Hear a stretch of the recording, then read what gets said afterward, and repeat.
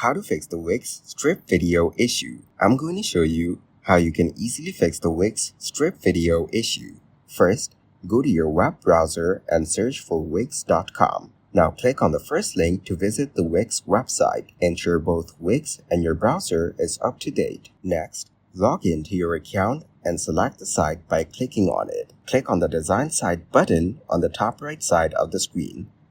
Select the option you like to design your website. Now, click the Pick a Template button to customize the template.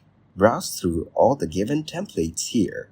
Once you select the template, click the View button to preview the template. To customize this, click the Edit this site option and start editing the template.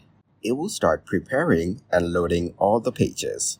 Next, customize the site template as you need and start editing. Click on the mobile icon on the top menu bar to view your site on the mobile.